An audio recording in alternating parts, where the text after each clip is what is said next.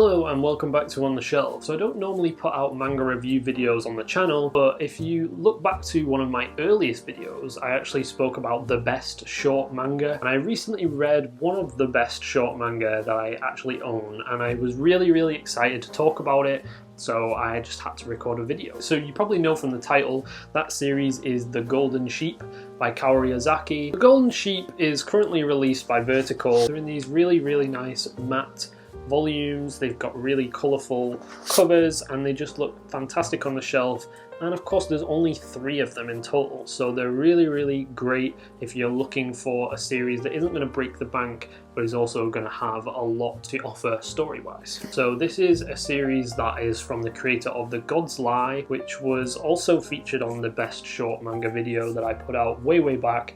I don't want to link that because it's really poor quality, and I think it was the first video that I ever made, so it's just really dated and I'm not particularly proud of it, but there's definitely some series on there that I would still recommend to this day. So think of this as more of a little follow-up to that.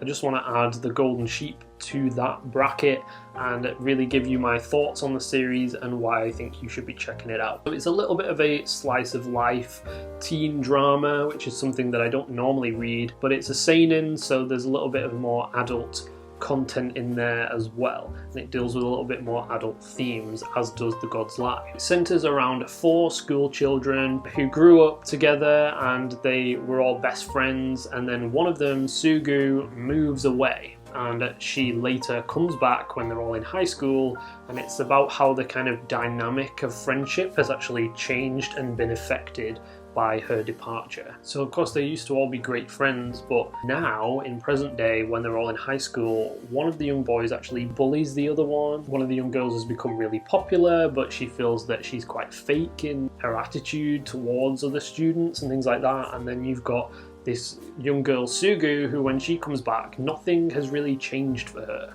She's got a really positive outlook on life, she's really into guitar, and she expects to find all of her friends still to be in that same mindset that they were all in childhood. And of course things change, nothing ever stays the same, and it's quite a really realistic and true to life story that I think has a lot to offer in terms of shining a light on adulthood and how things don't always go the way you want them to. In particular, one of the main characters, Sora, this young boy, he is now being bullied by a guy who used to be one of his best friends, and he doesn't feel comfortable being able to tell Sugu about this because I think he's ashamed of it, but he also feels like he deserves it. He's kind of become this ghost of a person who doesn't feel a lot of self-worth and feels really depressed, and I think that that's something that a lot of people could probably relate to. Bullying, sadly, is something that happens a lot, and this story really dives into the topic really well,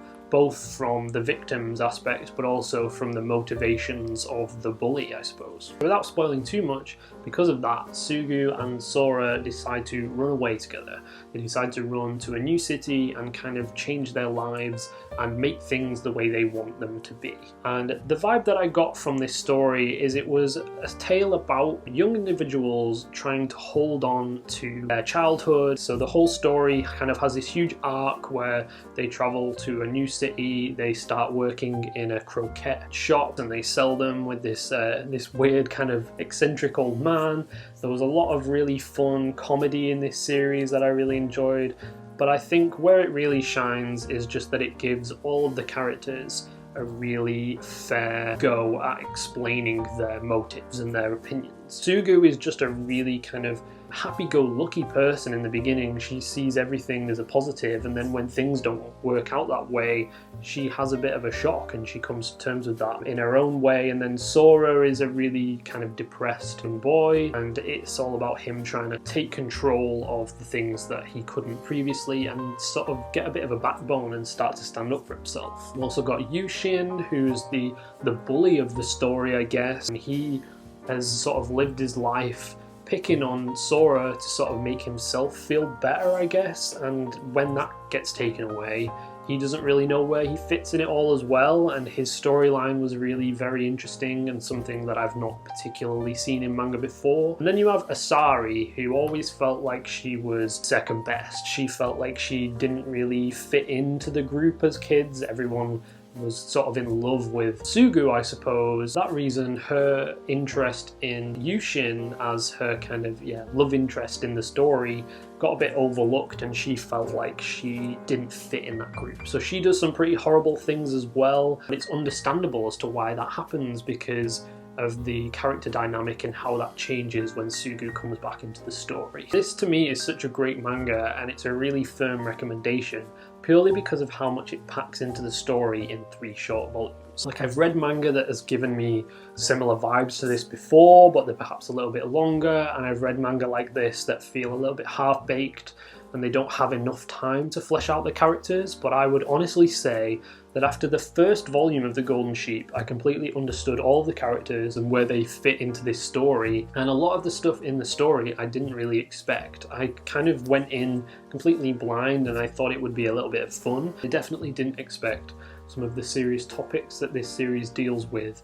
and that the way in which it deals with them would be so well done. Of course, this is a completely spoiler-free review, so I don't want to tell you too much about the later volumes and how everything all works out, but I definitely think that I came away from the story thinking that I wanted more, and I wanted to see more of the character interactions, but at the same time, I think that it did exactly what it intended to do. It was just a really sweet story. I really loved all the characters, and I think that it's something that I don't see enough people talking about or owning, and with there only being 3 volumes, that's pretty criminal. Lastly, I just want to say that one of the best things about this series is actually in the 3rd volume, there's a short story at the end, and it kind of broke me, and it was about a unborn child seeing a young woman in the human world and deciding that they want them to be their mother.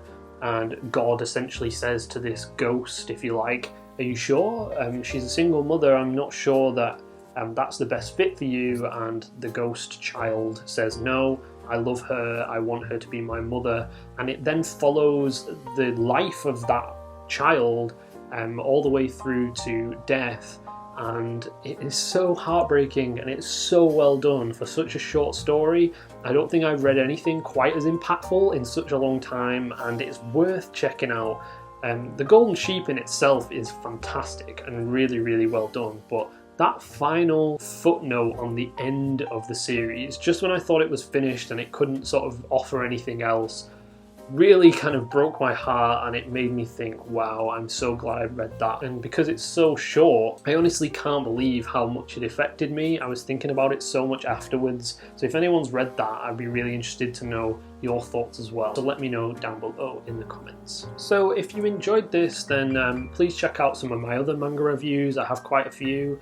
They don't always do particularly well, so I'd just like to direct you guys towards that playlist that I will link now if you want to kind of go and have a look at what other series I've reviewed on the channel, because it doesn't happen often, and I'm hoping to do some more in the future, but I'm probably going to just sprinkle them in every now and then. And if there's any other short manga series that you think might be worth checking out, then please let me know that as well. I'm always really happy to know your recommendations, and it might be something that I myself haven't heard of. Thank you so much for all of your support. I think we're nearly at 2,000 subscribers now, so that's absolutely insane. I really appreciate everything that you guys do, all the comments, all the likes, every time you share this video. It means so much to me. So I really, really appreciate it, and I hope to see you in the next video.